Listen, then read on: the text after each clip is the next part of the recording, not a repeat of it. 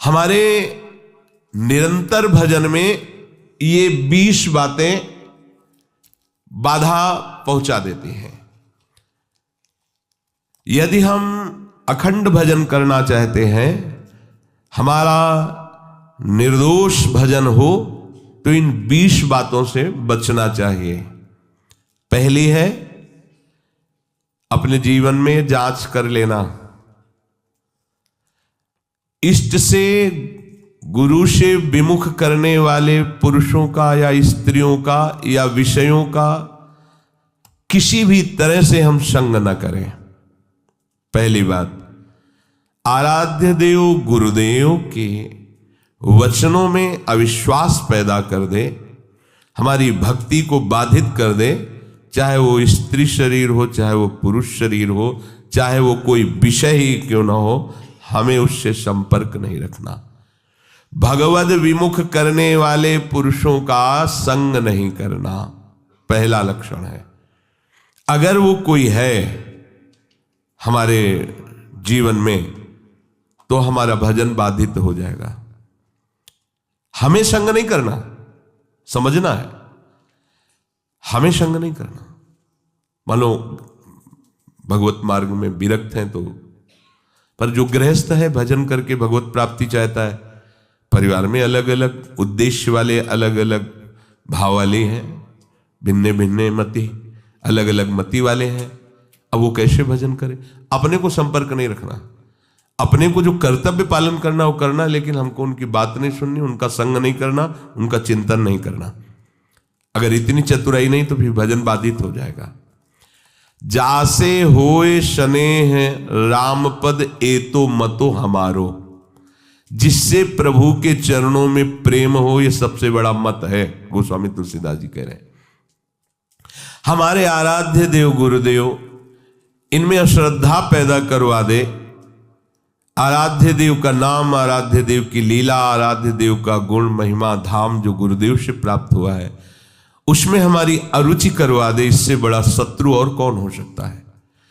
क्योंकि लौकिक शत्रु तो हमारे देह को नष्ट कर देगा, लेकिन ये शत्रु तो हमारे आराध्य देव के संबंध को ही नष्ट कर रहा है, ये तो हमारे परमार्थ को ही नष्ट कर रहा है।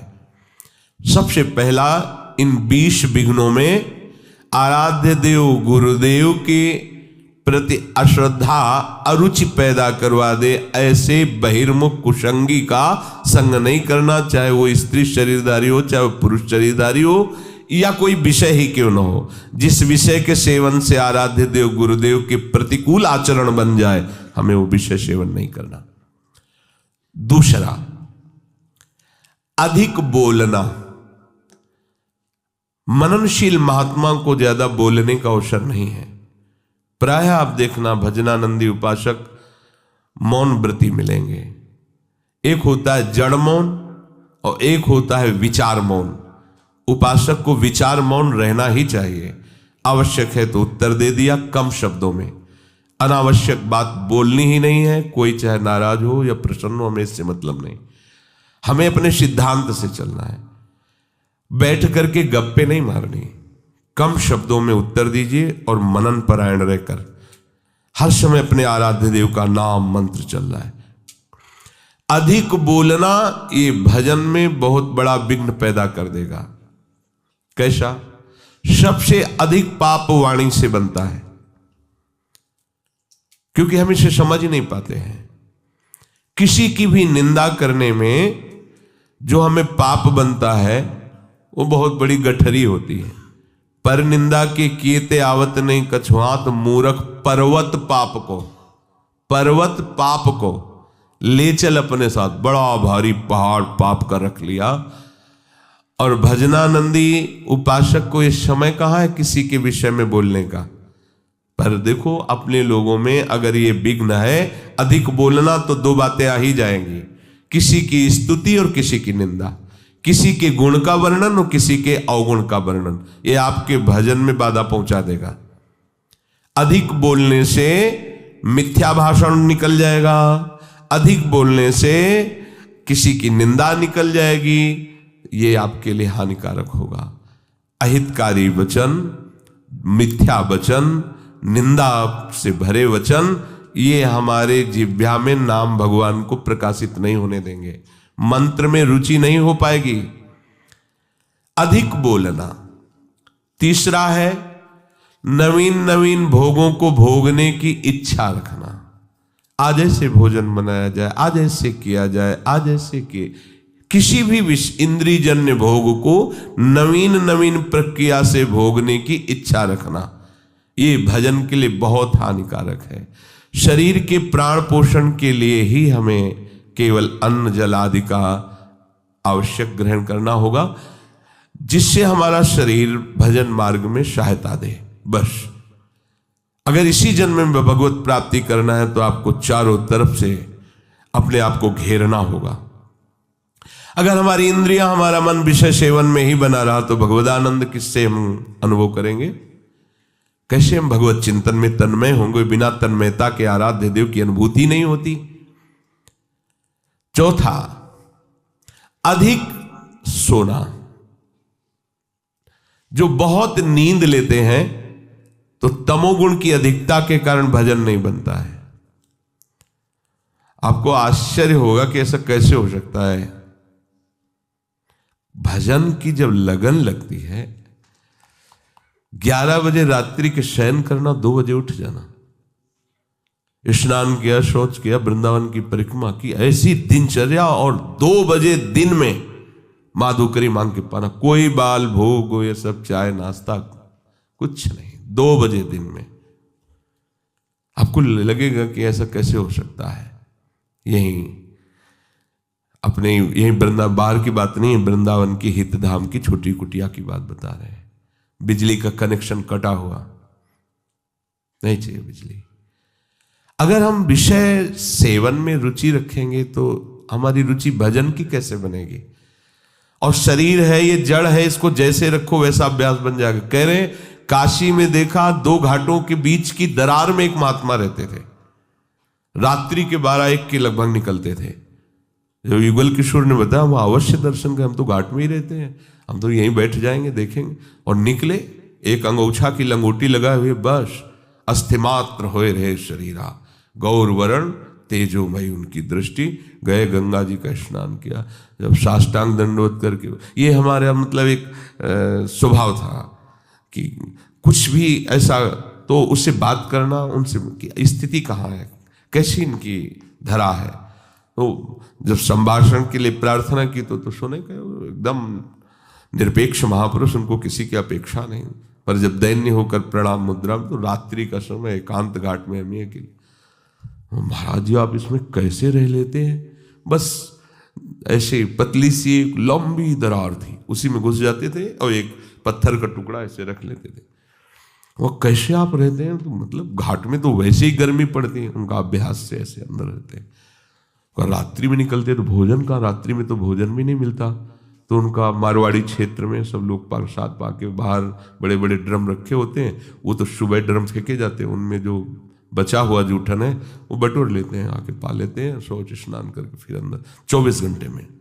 ये भी भगवत प्राप्ति का स्वरूप है। कैसे अपने अभ्यास योग युक्त है ना, ये जन्म अभ्यास के लिए मिला है। चित्रकूट में रामलीला हो रही थी, नवीन अवस्था थी 16-18 के बीच की स्वामी जी की। तो वो रामलीला में जब देखा कि भगवान राम सुबह राज्याभिषेक होना था और 14 वर्ष का वनवास, बड़ी तन्मयता से देख रहे थे। एकदम हुआ कि जब प्रभु को वनवास हो गया तो फिर मेरा जीवन किस काम का? अब मैं घर नहीं जाऊं। महापुरुषों में एक विचारधारा अलग बनती है, अब तो जीवन किसका। भाग पड़े वहां से रामलीला से, गंगा के किनारा पकड़ा। वो समय काटते हुए ऐसे आगे बढ़ रहे तो स्वामी शंकरानंद जी महाराज बड़े अवधूत स्थिति को प्राप्त महापुरुष थे। अशनी आश्रम, जब गंगा किनारे भ्रमण कर रहे तब जब उनके पास आए तो उन्होंने दृष्टि से देख लिया कि इनकी बहुत ऊंची अवस्था जागृत होने वाली है अध्यात्म की। तो उनका बेटा कैसे तुम्हारा तो ये जो वेश है और ये अवस्था है तो पढ़ने की है, ऐसे कैसे? तो उन्होंने बताया स्वामी जी मैं रामलीला देखकर भगवान का वनवास मैं सहन नहीं कर पाया, अब मैं निश्चय करता हूं कि आजीवन वनवास करूंगा। तो इस निश्चय का स्वरूप क्या होगा? उनका घोर वैराग्य से जीवन व्यतीत करना। तो उनका फिर संन्यास मार्ग ले लूं? कहाँ, दे दीजिए। नवीन अवस्था में गंगा जी में संन्यास दिया गया। संन्यास का होता है कि दिगंबर कर दिया जाता है, निर्वस्त्र, और गंगा में खड़ा किया जाता है। अब तुम्हारा कौन है? तो गंगा को साक्षी करके बोलता है, कोई नहीं, नारायण के सिवा मेरा कोई नहीं। फिर वो संस्कार किए जाते हैं, फिर इसके बहुत से संत उपस्थित रहते हैं, फिर उनको लोक मर्यादा के लिए लंगोटी दी जाती है, और यहां तक केवल वस्त्र ढकने की अनुमति सन्यास को। जब उनको लंगोटी दे, उनका नहीं गुरुदेव, क्योंकि संस्कारी महापुरुष थे। तो कहा, लोग बोले अब लोक व्यवहार रहा कहां प्रभु? तो उनका ठीक है, ऐसा ही सही, चलो। तो कहां? बोले आश्रम। बोले नहीं, जान, हमें आपने संन्यास दिया, आजीवन आपके सामने नियम लेते हैं, यहीं जीवन व्यतीत करेंगे। तो गंगा का किनारा ही उनका घर था। जैसे गंगा बढ़ती ऊपर चले, जैसे घटती वैसे रेत, बस ऐसे दिगंबर। नवीन अवस्था थी, और उनकी स्थिति ऐसी थी कि जटाओं के भार से ऐसे नशे में जैसे उन्मत्त महापुरुष भगवदानंद के, और शरीर की त्वचा एकदम मोटी ऐसे। अब गंगा किनारे मच्छर भी लगते हैं, सब समय समय पे गर्मी, बालू तप्त होती, वो वैसे। क्या हुआ? क्या उनका शरीर नहीं था क्या? निश्चय इतना जोर का कि देह राग मिट गया। तो क्या आप में वो भागवतिक शक्ति नहीं है क्या? पर हम ये कह रहे हैं कि आप आकांक्षा क्यों करो कि हमको ये पहनने को मिले, खाने को मिले, ऐसी रहने की आकांक्षा करो। भगवत तत्व की ज्ञान की आकांक्षा करो, भगवत प्रेम की आकांक्षा करो, प्रियालाल के रूप रसास्वादन की, उनके श्री चरण सेवा की। ये आकांक्षा का विषय है, ये आकांक्षा का विषय थोड़ी है कि हम ये पहन लें, हम ये खा लें, हम ऐसी परिस्थिति में रहें, हमारी ऐसी हाई फाई व्यवस्था हो। हमारी मांग नहीं होनी चाहिए।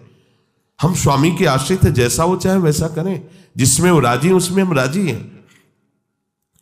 तो अधिक नींद लेने का यह स्वभाव उपासक को छोड़ना पड़ेगा। बिल्कुल ना सोना और बहुत सोना, आगे के श्लोक में भगवान मना करते हैं। दोनों को योग सिद्ध नहीं होता। बिल्कुल ना पाना और बहुत पाना, दोनों को योग सिद्ध नहीं होता। तो अधिक नींद लेना, इस पे शासन करो यदि भगवत प्राप्ति करना चाहते हो। आपकी दिनचर्या में सोने का आपका ठीक समय होना चाहिए। जितने महात्मा आज तक मिले उन सबकी दिनचर्या परिपक्व रही है। परिपक्व दिनचर्या 2-4 मिनट की बात नहीं कहते, नहीं, उनका उठना, उनका लेटना, उनका खाना, उनका पीना एक टाइम पे होता है। ऐसा नहीं है जब चाहा तब। अगर उस समय तक भोजन नहीं मिला तो इसके बाद वो भोजन नहीं पाएंगे, चाहे 56 प्रकार के भोग आ जाए। एक महात्मा जिस आश्रम में हम गंगा किनारे रुके थे उसी आश्रम में आए थे। शाम टाइम वो कुछ नहीं लेते थे, एक टाइम दोपहर में अगर भिक्षा मिल गई तो लेते थे। प्रायः कौन इनके पीछे पड़ता है, खान पान के पीछे। जिसकी लगन लग जाती है प्रभु की प्राप्ति में, ये तो बहुत छोटी बातें हैं। इन महापुरुषों को देखो, वो शाम के जो उस आश्रम में आए जहां हम टिके हुए थे, तो उनको गाय वहां आश्रम में थी, तो संतों को शाम के बयारू कराई जाती थी, एक एक गिलास दूध दिया जाता था। तो बयारू तो करते नहीं थे, जब दूध तो उनका नहीं, हमारा नियम है, मैं एक बार दिन में जो भगवत इच्छा से मिलता पाते हैं, फिर नहीं। अरे नहीं स्वामी, दूसरी बार पूछते ही उनकी दृष्टि बन, ये क्या है, ये कोई स्वागत है? अरे परमार्थ के पति होकर के नियम को तोड़ने के लिए तुम जोर दे रहे हो? ये क्या प्राण पोषण करना ही साधु का धर्म है क्या? हटाइए, आप कैसे साधु हो, बार बार हमको खाने के लिए प्रेरित। डांट दिया, अपने खुशी हो जाएंगे, दूध दे रहे हैं गाय का, भाई इतना प्यार कर रहे। प्यार नहीं देखा जाता, अपना लक्ष्य देखा है। आप कितना आराध्य देव से प्यार करते हैं? हमें विषय सेवन के लिए कोई प्यार दे तो इसे प्यार कहते हैं क्या? आराध्य देव के चरणों जासो हो सने राम मत, राम पद ए तो मतो हमारो। अधिक भोजन, 5वां है अधिक भोजन। सच्ची मानिए, ये अनुभव की बात कहते हैं। अल्पाहार और अधिक भोजन दोनों आप करके देख लो। अधिक भोजन करने वाले की भजन में रुचि नहीं रहेगी। अगर दोनों टाइम आप भोजन जितना चाहिए उससे अधिक लोगे तो आप ब्रह्मचर्य रह ही नहीं सकते, आप भजन कर ही नहीं सकते। आपकी भजन में रुचि नहीं रहेगी, वो एक खिलवाड़ केवल होता रहेगा, दिन पार होता रहेगा। और आप 2-4 दिन आपको थोड़ा परेशानी पड़ेगी किसी भी संयम को धारण करने के लिए, आप उसे धारण कीजिए, फिर आप देखिएगा अगर आप 15-20 दिन ऐसे संयम से चले, फिर आपको हम ही छूट दे दें तो आप कहोगे नहीं बस ऐसा ही ठीक है। धीरे धीरे आपको हर इंद्रिय, हर वृत्ति को अपने आराध्य देव प्रियालाल में समर्पित करना है। रोज का रोज हमारी आयु नष्ट हो रही, हमारा लक्ष्य केवल यही बना हुआ है, संसार के भोग। सोचो हम कहाँ खड़े हैं, हमें कहाँ पहुंचना है। अधिक भोजन ये भजन का विघ्न है, 5वां। और 6ठा है उपासक होकर हंसी मजाक गंदी करना। उपासक भी हंसते हैं अपने आराध्य देव की, अपने उपासना की, उपासक जन मिलकर वार्ता। ऐसा नहीं कि सांसारिक उनको कॉमेडी उनको सुन के हंसना पड़े, उनको प्रोग्राम देखना पड़े कि हाँ चल रहा है कॉमेडी को हम हंस रहे हैं। ये साधना है क्या? हंसने के लिए तुम्हें तो प्रियालाल बहुत है, हास परिहास रसिका। या उपासक जन आपस में बैठ करके भगवत वार्ता, पवित्र वार्ता से विनोद, नहीं तो विनोद की ठौर कहां है। बिल्कुल नारायण हरि भजन में 5 न सुहात, विषय भोग निद्रा हंसी जगत प्रीति बहुबात। तो हंसी मजाक करना ये उपासक का भजन का विघ्न है, ऐसा न करें। 7वां है अपने रिश्ते नातेदारों के प्रति आसक्त हो जाना, जैसे स्त्री पुत्र और भी जो संबंध है इनमें आसक्त। भजन नहीं बन पाएगा। सबकी ममता ताग बटोरी, मम पद मन ही बांध पर डोरी। 8वां है क्रोधी स्वभाव बना लेना। जरा से कोई बात करे तो बस एकदम गुस्सा हो जाए। नहीं नहीं, आप भजन करने वाले हो, कभी कभी किसी की प्रतिकूल चेष्टा, अब जैसे आप परमार्थ में चल रहे हैं, किसी को परमार्थ संबंधी ही आप सावधान कर रहे हैं, वो आपके सामने ही प्रतिकूल आचरण कर रहा है, आपको गुस्सा नहीं होना है। ये आपकी भी तो परीक्षा हो सकती है। भगवान आपको भी तो देख रहे हैं कि आप उपदेश ही केवल देते हैं या आपके भी जीवन में कुछ है। इसलिए आप खुद देखो आपके जीवन में क्या है। उस समय आप प्रशांत आत्मा विवेक के द्वारा अगर कहीं भी स्फुरण हो रहा है क्रोधा, तो उसे शांत कीजिए। वो क्रोध दूसरे का अहित करेगा कि नहीं करेगा, पर आपका हित हो जाएगा, आपका हृदय पवित्र हो जाएगा, आपके हृदय में जलन पैदा हो जाएगी। क्रोध रूपी विकार भजन को बहुत ज्यादा ढकता है। पूज्य श्रीपाद उड़िया बाबा जी महाराज, 1 महीने में अगर कस के 1 बार गुस्सा आ गई तो 1 महीने का भजन ढक जाएगा, वो भागवतिक तेज प्रकाशित नहीं हो पाएगा। और 12 बार साल में गुस्सा आ गई तो पूरे साल का भजन ढक गया। और यहाँ दिन में 12 बार आ जाता होगा गुस्सा। ये ऐसा कैसे, ऐसा कैसे? गुस्सा नहीं करनी, क्रोध नहीं आने देना अंदर से। 9वां है हिंसा करना। हिंसा वाणी से भी होती है, मन से भी होती है और शरीर से भी होती है। जो भगवत मार्ग का पथिक है सावधान रहता है, शरीर से तो हिंसा मुश्किल ही बनती है। किसी भी जीव को कष्ट देने का स्वभाव होने वाला साधक कैसे हो सकता है? किसी भी जीव को पीड़ा देने वाला कैसे साधक हो? परमार्थ का पथिक वो हो ही नहीं सकता, वो तो नाटकबाजी है। किसी भी जीव को शरीर से पीड़ा कैसे दे सकता है? वो नहीं दे सकता। बड़ी सावधानी रखने की जरूरत है। किसी भी जीव को नहीं। सांप मारो मारो मारो, बिच्छी मारो, कुछ को देखते छिपकली ऐसे भयभीत हो जैसे मगरमच्छ हो छिपकली, हाँ उसको निकाल के मार, ये सब बिल्कुल सावधान। बाबा श्रीधर जी महाराज कालीदय 10-12 छिपकली मच्छरदानी में ऊपर, मच्छरदानी ऐसी मच्छर के हाथ 10-20 जगह से डाल सकते हो, ऐसी मच्छरदानी लगी थी। क्या रात दिन भजन में डूबे हुए। वो ऐसा नहीं था कि वो छिप जो जाते थे अपने लोग। तो आपका लक्ष्य प्रभु है तो आप में सबको प्रभु को देखना होगा, सब में प्रभु, कोई भी बाधा नहीं पहुंचा सकता। सेनपुर में आपको मतलब ये बात ऐसा लगेगा कि शायद अत्युक्ति करके कही जा रही हो, जैसे काले चीटे घूमते ना, ऐसे भूरी और काली बिच्छी घूमती थी शाम के, और एक से एक कोबरा, किंग कोबरा, बड़े बड़े सांप, क्योंकि गंगा का किनारा, भीषण जंगल, और एक पंजीरी बाबा, बूढ़े बाबा उधर रहते थे और दूसरे हम वहां थे, और वो कान के बहरे थे कि हल्ला बचाओ तो सुनाई न दे। अब केवल भगवद आश्रय ले ही तो और क्या वहां रह सकता है। बस दृढ़ निश्चय था कि अगर संयोग है तो काटेगा, नहीं तो नहीं काटेगा। तो बहुत समय तक रहने पर कभी बिच्छी ने नहीं मारा, कभी सांप ने। ऐसे आसन में बैठे हुए और ऐसे सांप जा रहे हैं, ऐसे बिछखा पर सांप। उल्लुओं की आवाज तो ऐसे जैसे कोई संगीत गा रहा हो। 14 राग से उगाता है उल्लू, 14 प्रकार की आवाज होती है, हर आवाज में एक भय उत्पन्न हो। गंगा जी के किनारे तो प्रतिध्वनि भी होती थी उसकी, अंधेरा न कोई लाइट न कुछ, केवल प्रभु ही प्रभु, मंत्राकार वृत्ति। अरे जो पीछे संत महात्मा इसीलिए ऐसे स्थानों का चयन करते थे, अन्य आश्रय नहीं, केवल भजन ही करना पड़ेगा, दूसरा उपाय नहीं है। हिंसा ना तो शरीर से होनी चाहिए और वाणी से भी हिंसा होती है। किसी के दिल में दुख पहुंचाने वाली वाणी बोलना है हिंसात्मक वाणी है नहीं। सबके दिल में दिलवर वास करता है, उसी की हम उपासना करते हैं। हमको ऐसे कठोर वचन नहीं बोलने हैं जिससे उसका हृदय दुखी हो जाए। हम अपनी बात कह देते हैं, ना मानो आपका। देखो भगवान गीता जी बोल दिए ना, मानो या ना मानो तुम्हारी बात है। मानोगे तो भगवदानंद में रहोगे, नहीं मानोगे तो विषयानंद में डूबोगे। और एक होता है मन से हिंसा करना, ये ज्यादा होता है। शरीर से हिंसा करना तो साधक मार्ग में बहुत ही निंदनीय है। वो तो शायद ही कोई ऐसा मूर्खतावश कर दे, नहीं तो नहीं करेगा, क्योंकि वो साधक मार्ग में चल रहा है। उपासना मार्ग में काहे कि किसी जीव की हत्या करेगा। वाणी से वो भी चूक कर सकता है, किसी को ऐसे दुखद वचन जाओ भोगोगे, ये भी दंड है ना, ये भी आप हिंसात्मक वचन बोल रहे हैं।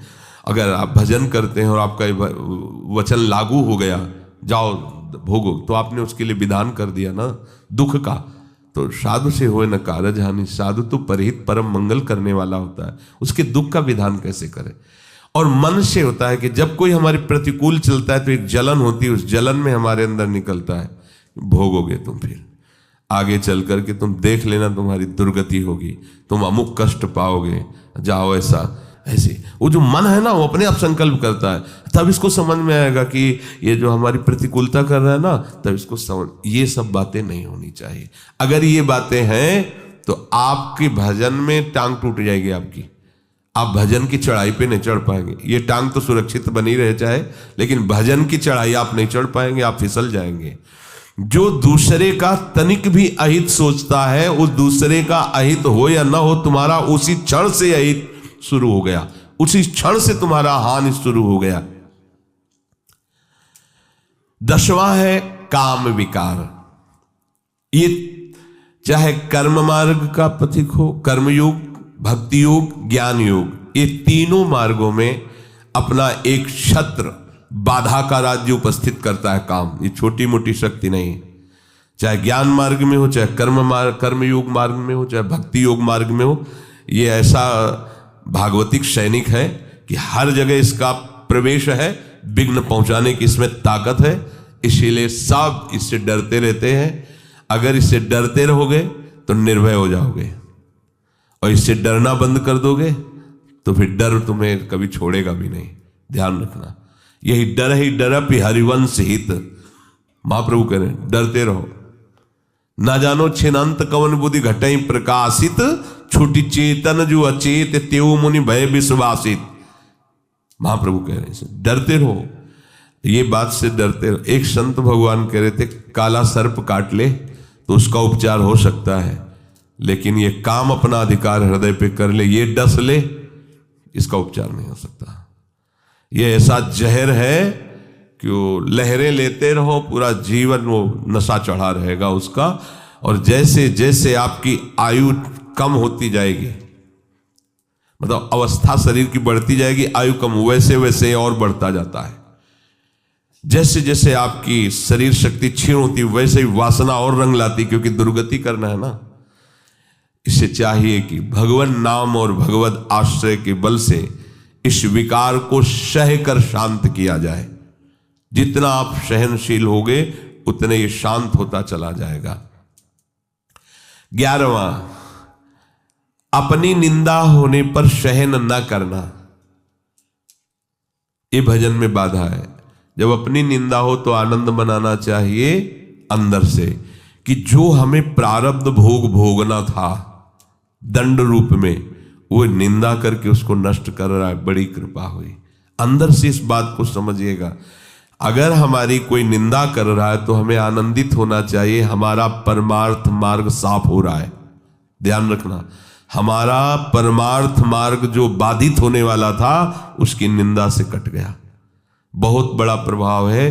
बिना भोगे तुम्हारे प्रारब्ध का नाश करा दे वो निंदक है, इससे बड़ा कोई हमारा सहयोगी नहीं है। साधो निंदक मित्र हमारा, चरणदास जी ने इसमें बड़ा आशीर्वाद दिया है कि जो कोई निंदा करे हमारी उतरे भव से पारा साधो, क्योंकि उसने हमारे परमार्थ को साफ कर दिया। प्रशंसा करने वाला तो परमार्थ में रोड़ा पैदा कर दिया, देहाभिमान फिर पुष्ट होगा और भगवत चरणारविंद का आश्रय छूट जाएगा। लेकिन निंदा करने वाले ने भगवत आश्रय पुष्ट कर दिया, परमार्थ को बिल्कुल पवित्र और साफ कर दिया। आए हुए बुरे प्रारब्ध को नष्ट करने के लिए ये जो हमारी प्रभु निंदा कराते हैं, बहुत कृपा है छुपी हुई इसमें। उसे हमें भोगना पड़ता, सड़ना पड़ता। कई बार सुनाया है कि भगवान वशिष्ठ जी कुल पुरोहित थे और वो चक्रवर्ती सम्राट पे पद में थे, तो उनके शरीर में किसी पूर्व कर्मा अनुसार वो कुष्ठ हो गया था, गलित कुष्ठ। तो राजगद्दी पे थे पर ढक के ऐसे रहते, तो वशिष्ठ जी से कहा इससे जीना से अच्छा है मर जाना, हम अपनी सभा में भी खुल के नहीं बैठ सकते हैं सब, गलित कुष्ठ। कोई उपाय है? तो उनका कर्म का फल तो भोगना पड़ता है, अवश्य में भोक्तव्यम कृतम कर्म शुभाशुभम। होगा महाराज कोई भी दान पुण्य कुछ ऐसा जो आप दुर्गा दान पुण्य से नष्ट नहीं होगा। एक उपाय है, आपके बड़े भ्राता की जो पत्नी, बड़े भ्राता युद्ध में मारे गए, आप रोज जाके उनको भगवान श्री राम का चरित्र सुनाइए जो आज्ञा। अब रोज टाइम से 2-2.5 घंटे सभा के बाद जाते थे रात्रि में, और 10-11 बजे वापस आते। धीरे धीरे धीरे धीरे बात पूरी नगर में फैल गई, सब लोग निंदा करने लगे। देखो वैसे ही भोग रहा है कुष्ठ का, और ये कितना दुराचारी है कि माँ के समान पवित्र भाव जिसमें रखा जाता है बड़े भ्राता की पत्नी। अब बड़े भ्राता तो युद्ध में पधार गए, तो देखो रोज रात्रि में उनके यहाँ जाता है। अब कुष्ठ खत्म होना शुरू हुआ। अब 20-20 लोग बैठ करके उन्हीं के राजा के विषय की बात सुन। सब एक दिन वशिष्ठ जी से कहा, प्रभु जब मुझे हमारे ये जो गुप्तचर बताते हैं आकर कि प्रजा ऐसी हमारी निंदा कर रही, तो ऐसा लगता है कि मर जाना। तो बोले कुष्ठ नष्ट करने में तुम्हारा ये बहुत बड़ा सहयोग होगा। पहले कहते थे कुष्ठ के कारण कि मर जाना अच्छा है, अब जब दवाई करवा रहे हैं तो तुम कह रहे हो ऐसा। कुष्ठ कम हुआ ना? बोले हाँ कम।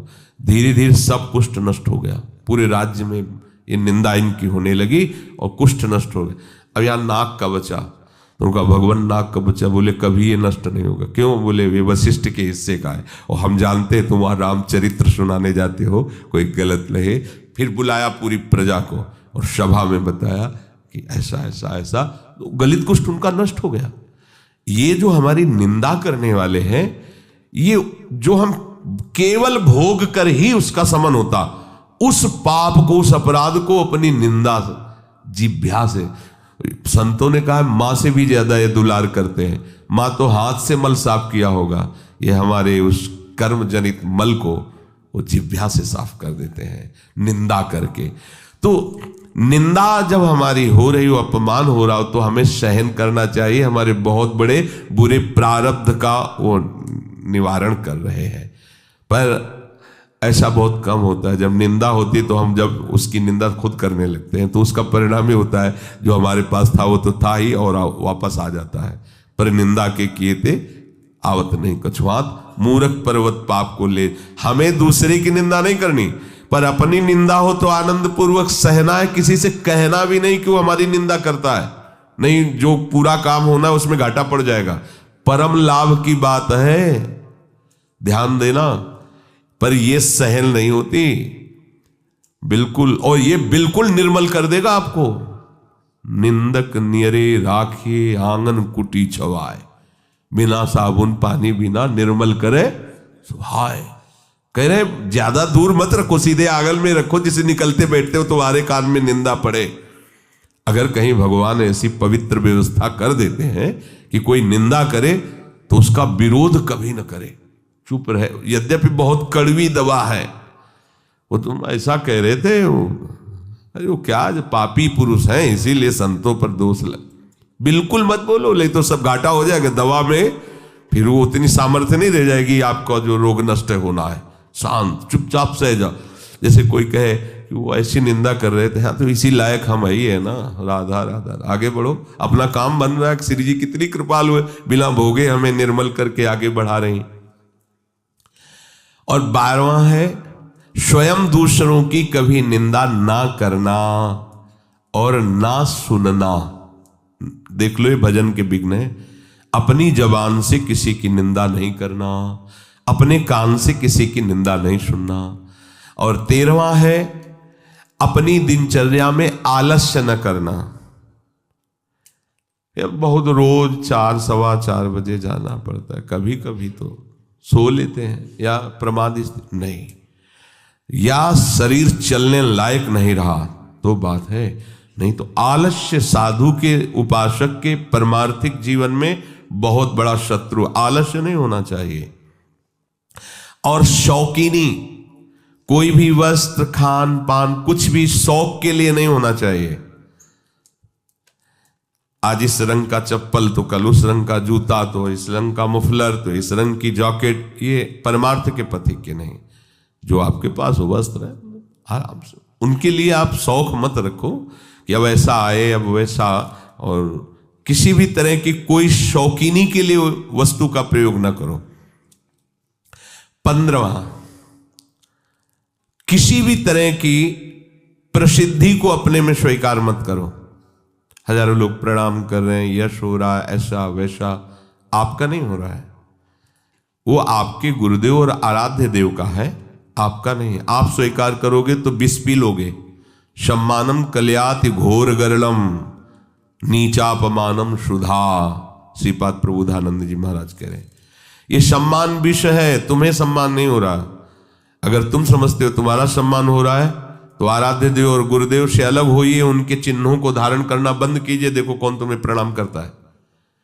उनका यश गा रहे हो इसलिए तुम्हारा यश हो रहा है, उनके दासत्व से युक्त हो इसलिए तुम्हारे सामने दास भाव से सब जन प्रणाम कर रहे हैं। तुम प्रभु के आश्रित हो इसलिए वो तुम्हारे आश्रित हो रहे हैं।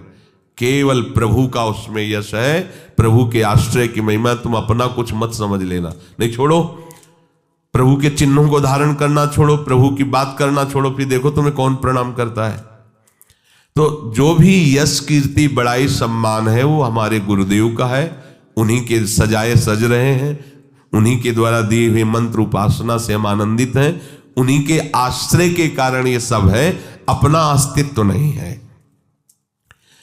मान बड़ाई की चाह रखना भजन का बड़ा भारी विघ्न है कि भाई और कुछ तो नहीं है, चाहते हम पर इतना तो है कि समाज में बना रहे भजनानंदी महात्मा है, आओ आओ आओ, देखो बचपन से भजन कर रहे हैं, इनको आदर दीजिए, बड़े त्यागी महात्मा है। ये सुनने के लिए कान लालायित रहते हैं अहंकार पुष्ट होने की वृत्ति वाले के। ये नहीं होना चाहिए। जब कोई तुम्हारी बड़ाई करने लगे तो तुम्हारे हृदय में एक संकोच जनित चुभन होनी चाहिए। क्यों व्यर्थ की बात कर रहे हो? अंदर से लगना चाहिए, बनावटी नहीं, अंदर से आना। और सच्ची बात है, सच्ची बात। यदि गुरुदेव की कृपा ना हो, प्रियाजू की कृपा ना हो तो एक बार राधा नहीं बोल सकते। तुम निरंतर भजन की तो बात जाने दो। एक दिन निष्पाप व्यतीत होना कठिन हो जाएगा, निष्पाप एक दिन व्यतीत होना कठिन हो जाएगा, और तुम्हारा जीवन निष्पाप हो रहा है केवल गुरु कृपा, आराध्य देव की कृपा। 17वां, अपने में श्रेष्ठता जनित अभिमान होना, गुरुपन होना। मैं बहुत ज्ञानी हूं, मैं बहुत, किसी भी तरह का अपने में श्रेष्ठता का अभिमान होना। देखो हमारे परम गुरु हैं श्री आचार्य चरण जी, लेकिन वो अपने को क्या बोल रहे हैं, ग्रंथ में लिख के गए, बोले क्वाहम तुच्छा परम मधमा, क्या शब्द लिख रहे हैं। एक श्लोक में कहा क्वाहम मूढ़मति, ये अपने लिए लिख रहे हैं। जो उत्तम महाभागवत का लक्षण है उसमें दैन्य होता है। देखो, आज तक कोई श्री हनुमान जी की जोड़ का महात्मा नहीं हुआ, हनुमान जी की जोड़ का नहीं हुआ। बल में, ज्ञान में, दासत्व में, सेवा में बेजोड़ महात्मा। लेकिन आप क्या वर्णन कर रहे हैं? आप सोचो, विभीषण एक महान भागवत से मिल रहे हैं तो परिचय क्या दे रहे हैं? वहां पढ़ के देखो, असमय अधम सखा सुनो मोहू पर रघुवीर। मुझ जैसे अधम पर भी प्रभु कृपा बनाए हो मुझे दासत्व से। और जब प्रभु से पहली बार मिले तो उन्होंने यही कहा था, एक में मंद मोह मत कुटिल हृदय अज्ञान पुण्य प्रभु मोहि विसारेऊ दीन बंधु भगवान। और जबकि ज्ञानिनाम अग्रगण्यम बुद्धिमताम वरिष्ठम, रोम रोम से सियाराम निकलता जवान की तो बात जाने दो। यत्र यत्र रघुनाथ कीर्तनम तत्र तत्र कृतमस्त कांजिलम वाष्पवारि परिपूर्ण लोचनम मारुतिम नमत राक्षसांतकम। और बल विक्रम की तो कहना ही क्या, जेहगिर चरण दे हनुमंता चले उसका पाताल जिम अमोघ रघुपति कर बाना यही भांत चले हो हनुमान। क्या उनका जोड़ है कोई? और वो अपने को कह रहे असमय अधम। भगवान ने जितना माता सबरी को दुलार दिया, बिरला है कोई ऐसा दुलार पा पाता है। और सबरी जी क्या प्रभु से कहे, अधम ते अधम अधम अति नारी तिनमा मैं मति मंद अघारी। ओहो, ये देखो महाभागवतों की वाणी। देखो, आद्य गुरु भगवान शंकराचार्य अहम ग्रह उपासना के आचार्य, और वो कह रहे हैं कि सत्यपि भेदापगमे नाथ तवाहम नमाम कीनस्तुम समुद्रो ही तरंगा कुचन समुद्रो न तारंगा। नाथ, यद्यपि ये बात सत्य है कि हम में और आप में भेद नहीं है, क्योंकि अभेद भक्ति के आचार्य हैं, अभेद ब्रह्म स्वरूप के आचार्य हैं, उसी का उपदेश करें। पर बोले प्रभु एक बात परम सत्य है कि समुद्र से ही तरंग उत्पन्न होती तो अभेद है, पर तरंग से कभी समुद्र उत्पन्न हुआ हो ऐसा कहीं वर्णन नहीं पाया गया। अर्थात हे हरि, आप समुद्र हो और मैं आपकी तरंग हूं। ये आद्य गुरु भगवान शंकराचार्य की षटपदी नामक स्तुति में वर्णन है। आप कितने भी कोई भी बड़े बड़े महापुरुष हुए हैं, उस असीम अगाध महिमा में जब तो फिर अपने को दैन्य नहीं देखा है। इसलिए कभी भी किसी को भी अभिमान की जरूरत नहीं है। अगर अभिमान किसी भी तरह का हम अपने हृदय में रखते हैं तो अभी सत्य वस्तु को जाना नहीं। जिस वस्तु को जानने के बाद कुछ जानना बाकी नहीं रहता, उस वस्तु को जब जान लिया जाता है तो अभिमान नहीं रहता। और जब तक उस वस्तु को जाना नहीं तो अभिमान किस बात का? दोनों स्थिति में अभिमान नहीं होता। जब उसको जाना नहीं, पाया नहीं, तो अभिमान किस बात? और उसको पा लेने के बाद, जान लेने के बाद अभिमान रहता ही नहीं है। 18वां, परदोष चिंतन। कभी किसी के दोषों का चिंतन न करे, क्योंकि चिंतन यदि दोषों हो तो आपके अंदर दोष आ जाएंगे। चिंतन के साथ साथ वर्णन, श्रवण, ये सब शुरू हो जाता है दोषों। ये बिल्कुल अपने भजन मार्ग में भयानक विघ्न है। 19वां, दिखावटीपना नहीं होना चाहिए। एक पद्धति से चलो। अगर वैराग्य मार्ग में भी है तो गुरु परंपरागत वस्त्र और तिलक आदि रचना का एक ही क्रम है। अलग अलग संप्रदायों में अपने अपने आचार्य द्वारा जो तिलक दिया गया है, यह हमारा बनावटीपना या दिखावटीपना नहीं है। यह हमारा आचार्य प्रदत्त दासत्व का चिन्ह है। ये कोई खिलवाड़ नहीं है कंठी तिलक धारण करना, पर बनावटी नहीं। आचार्य परंपरा से जुड़ा होना चाहिए, आचार्य प्रदत्त मंत्र होना चाहिए। तभी ऐसा नहीं कि बनावटी वेश जो मनाया, लाल पहन लिया। ये दाम में आए थे, लाल कपड़ा पहने, बोले शरणागत मंत्र लेना। तुमने कहा वैसे ही आप लाल वेश धारण, बोले वो तो ऐसे पहन लिए। ऐसे कैसे पहन लिए? गेरुआ वस्त्र की महिमा समझते हो? साक्षात नारायण स्वरूप, अग्नि स्वरूप माना जाता है। ऐसे ही धारण कर लिए, ऐसे ही कपड़े धारण कर लिए, ऐसे मन मानी।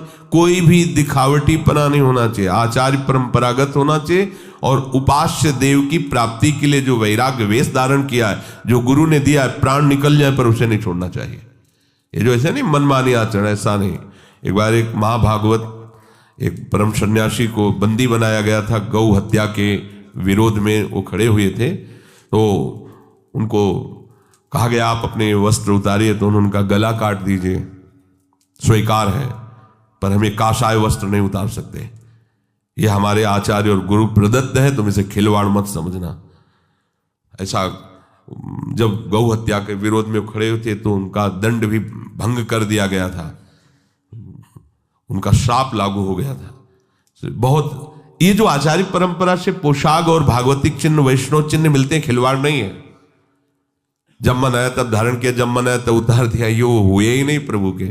ये सब केवल स्वांग रचने वाले नौटंकी नाटक वाले हैं। ये कोई नाटक का खेल है क्या कि पर्दे पे गए तो साधु का वेश बना करके आशीर्वाद दे रहे हैं, पीछे आए तो पैंट शर्ट और बीड़ी हुक्का पी रहे हैं? ये थोड़ी, ये कोई सीरियल का साधु थोड़ी है। अपने जीवन को आचार्य गुरु परंपरा में आजीवन उसी में, हमारे जो गुरुदेव ने हमें वस्त्र दिया, मंत्र दिया, उपासना दी, भागवतिक चिन्ह दिए, उसी के अनुसार हमें चलना है। दिखावटी नहीं होना चाहिए, बनावटी नहीं होना चाहिए। सोमवार को और रंग के, मंगल को और रंग के, बुद्ध के और रंग को, बृहस्पति के और रंग के, ये बहुरंगी बाबा नहीं होना चाहिए। आराध्य देव के रंग में रंगे हुए, शुरू से हर संप्रदाय की एक पोशाक होती है। नैष्ठिक ब्रह्मचर्य, श्वेत वस्त्र धारण करके मूंज मेखला, महावाक्य ऊपर का लाल वस्त्र नीचे का सफेद, सन्यास काशा गेरुआ वस्त्र, वैष्णव श्वेत पीत या भगवत प्रसादी। किसी भी संप्रदाय का वैष्णव पीत वस्त्र धारण कर सकता है, श्वेत वस्त्र धारण कर, या गुरु इष्टिक भगवत प्रसादी, उसमें रंग नहीं देखा जाता। अगर भगवत प्रसादी है तो उसे वो हमारे आराध्य देव की प्रसादी, अन्यथा अपनी स्वेच्छा पूर्वक नहीं। विरक्त मार्ग में है, अगर कौपीन नहीं है, कौपीनवंता खलु भाग्यवंता, अगर आपका पुरुष शरीर और आपको वैराग्य मार्ग में, कौपीनवंता खलु, मार्किन ऊपर से कौपीन लग, जैसी आपको रहने दी गई आजीवन। फिर हमें नहीं देखना कि जिसने हमें रहनी दी वो कैसे रह रहा है, हमें देखना है हमें कैसे रहनी दी गई, हमको उसी में चलना है। वो किस स्थिति में क्या है उनका खेल वो जाने, हमें जो दिया गया हमको उसी के अनुसार चलना है। बनावटीपन, दिखावटीपन अपने जीवन में नहीं होना। और 20वां है आवश्यकताओं को बढ़ा लेना। जो आवश्यकताओं को बढ़ा लेता है भजन में विघ्न है। बहुत कम आवश्यकता में आपकी दिनचर्या व्यतीत होनी चाहिए। आपका भोजन, आपका वस्त्र, आपका प्रकृति का प्रयोग कम होना चाहिए। जितना प्रकृति के भोक्ता बनेंगे उतनी प्रकृति आप पर शासन करेगी, अधीन हो जाओगे। और जितना प्रकृति से कम व्यवहार करेंगे, कम से कम भोगेंगे और जीवन यापन के लिए उसको स्वीकार करके भजन करेंगे तो प्रकृति ही आपको मुक्त कर देगी। जाओ प्रभु की तरफ बढ़ो। और जो प्रकृति को भोगता है, आकर्षित करके, अधीन करके नष्ट कर देती है। ये 20 दोष भजन में भारी विघ्न पैदा कर देते हैं। भजन से विमुख पुरुषों का संग, अधिक बोलना, विषय भोग की इच्छा रखना, अधिक सोना, अधिक भोजन, हंसी मजाक, स्त्री पुत्र आदि में अधिक आसक्ति होना, क्रोध, हिंसा, काम विकार, निंदा आदि सहन न कर सकना, स्वयं दूसरों की निंदा करना, आलस्य, शौकीनी, प्रसिद्धि, मान बढ़ाई, गुरुपन, परदोष चिंतन, दिखावट, आवश्यकताओं को बढ़ा लेना। ये 20 बातों से बचा जाए तो हमारा निरंतर भजन चलेगा। देखो, अपने सत्संग का उद्देश्य भगवत प्राप्ति है। किसी की भी निंदा स्तुति करने का ना हमारा अधिकार है और ना हमारी कोई चाह है। अपने लोग कभी इस कुमार्गगामी प्रवृत्तियों में ना फंसे, इसलिए उनको विस्तृत रूप से बताया जाता है। सब भगवत स्वरूप है, अंत में हमको यही मानना है, सब भगवत स्वरूप है। अगर कोई दिखावट कर रहा है तो मेरा प्रभु ही है, मुझे मानना है। अगर कोई कुछ भी कहीं भी है, मुझे मानना है। पर अपने लोगों को इन दोषों में नहीं फंसना। अगर फंसेंगे तो सब में भगवत भाव या भजन हम नहीं कर पाएंगे। इसलिए इसकी व्याख्या रूप में वर्णन के श्री राधा वल्लभ।